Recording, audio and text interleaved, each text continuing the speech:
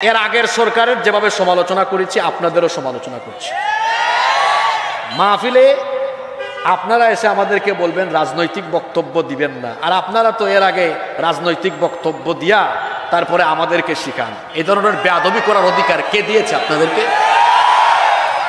মাহফিলে আলেমরা কথা বলবে, বাকি সবাই চুপচাপ বসে শুনবে। এখানে কথা বলবেন না। আপনারা এখানে হয় আমাকে সুন্দর পরিবেশ দেন, নইলে আপনারা কথা বলেন। এটা মাহফিলের পরিবেশ না।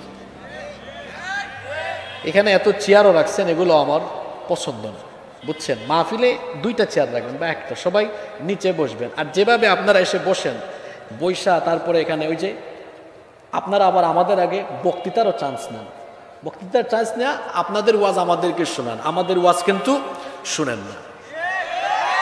এর আগের সরকারের যেভাবে সমালোচনা করেছি আপনাদেরও সমালোচনা করছি। মাহফিলে আপনারা এসে আমাদেরকে বলবেন রাজনৈতিক বক্তব্য দিবেন না, আর আপনারা তো এর আগে রাজনৈতিক বক্তব্য দিয়া তারপরে আমাদেরকে শিখান। এই ধরনের বেয়াদবি করার অধিকার কে দিয়েছে আপনাদেরকে? মাহফিলে আলেমরা কথা বলবে, বাকি সবাই চুপচাপ বসে শুনবে। বসেন, কোনো কথা বলবেন না, বিরক্তি করে বলবেন।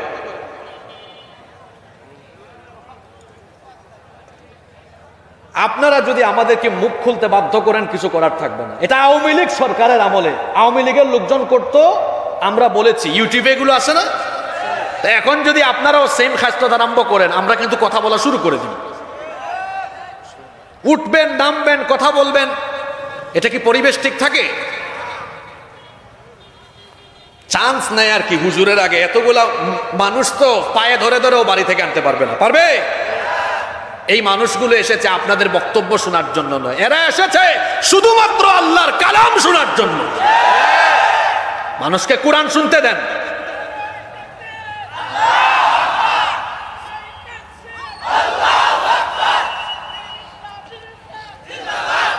আমার কথায় জানি অনেকে রাগ করেছেন, কিছু করার নেই। সত্য কথা একটু তিতা তিতা হয়। মাহফিলকে মাহফিলের মতো রাখেন, বিরক্ত লাগে, বিশ্বাস করেন, কসম আল্লাহ। বিভিন্ন জায়গায় মাহফিলে গিয়ে উঠতে উঠতে দেরি, আবার দেখে যায় শুরু করলে ডানে কথা বলে, বামে কথা বলে। আপনার যদি এত সময় না থাকে, মাহফিলে আসার আপনার কোনো দরকার নাই। এখানে আসলে আদব মেনটেন করে একদম শেষ পর্যন্ত মোনাজাত করে তারপর যাবেন। একবার ডানে উঠে আরেকবার বামে উঠে। আপনার এত ব্যস্ততা থাকলে আপনাকে এখানে আসতে কে বলেছে? এখানে আপনারা যারা এসেছেন, কাউকে পয়সা দেওয়া হয়েছে? জোরে বলেন, পয়সা দেওয়া হয়েছে? কাউকে খাবার দাবার দেওয়া হয়েছে? আপনারা এখানে কি কোনো ব্যক্তি বা নেতার আকর্ষণে এসেছেন? এসেছেন কার জন্য? এখানে যত মানুষ এসেছে সবাই এসেছে আল্লাহর কালামের আকর্ষণে। এটা বুঝার চেষ্টা করুন, নইলে ভোট যা আছে ওগুলোও হারাবেন।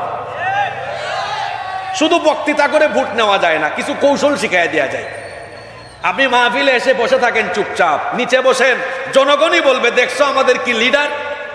আইসা বক্তৃতার চান্স নেয় নাই, সেও আমাদের মতো শুনতেছে। চাওয়া লাগবে না, মানুষ বাক্সর ভিতরে এমনি ভোট ভরে দিবে। শুধু বক্তৃতা করে ভোট পাওয়া যায় না, নেতা হতে হলে কৌশলী হতে হয়, জনসম্পৃক্ত হতে হয়, জনগণের কাছে যেতে হয়।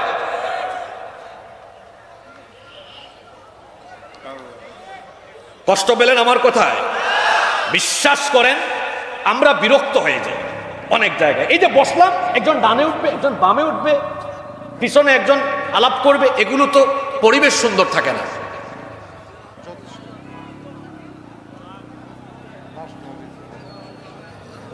সম্মানিত উপস্থিতি, আপনারা যারা আছেন কেউ উঠা বসা করবেন না, চুপচাপ সবাই বসেন। আল্লাহ আমাদেরকে মনোযোগী হয়ে শোনার তৌফিক দান করে।